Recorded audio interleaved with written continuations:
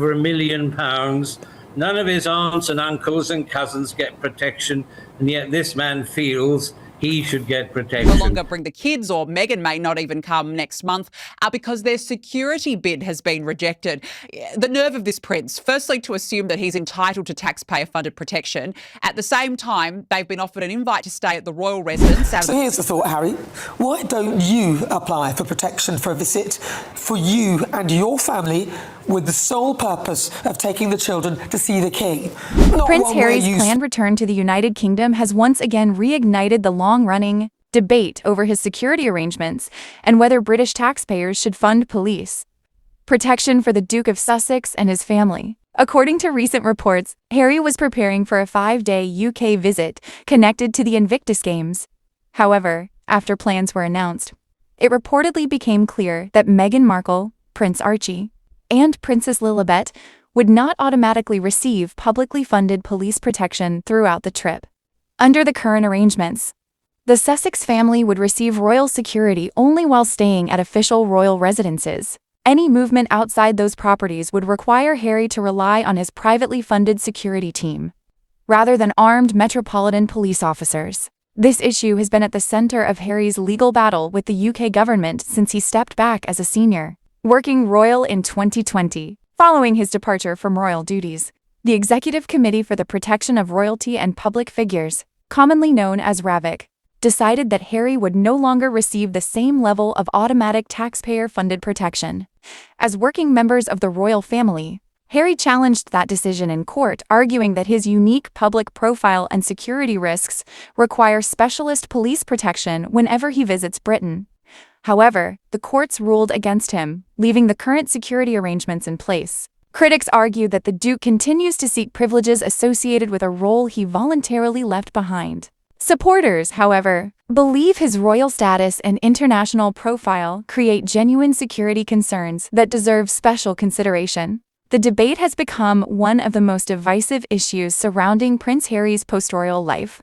Some commentators have also questioned Harry's argument that Britain presents an exceptional security risk.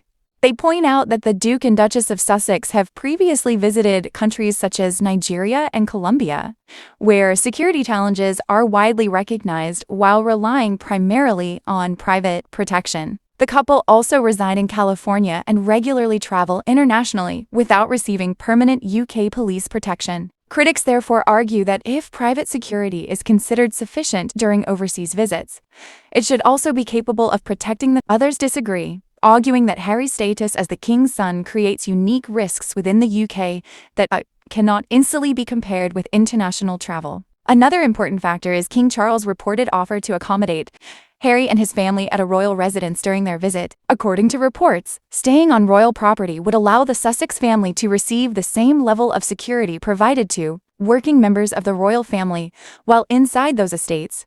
Some royal observers believe this represents a practical solution, allowing Harry to spend time with his father and introduce Archie and Lilibet to their grandfather without requiring expanded taxpayer-funded security. Others believe Harry should separate private family visits from his charitable engagements. Instead of combining Invictus-related appearances with family meetings, critics argue that a private visit focused solely on reconciliation could reduce many of the security concerns currently being debated. The discussion intensified after former head of royal protection Davies shared his views during a television interview. Drawing on decades of experience protecting senior members of the royal family, Davies argued that Harry already has access to highly trained private security professionals capable of managing his protection. He explained that private security teams routinely coordinate with local police whenever necessary, ensuring that appropriate support is available throughout a visit.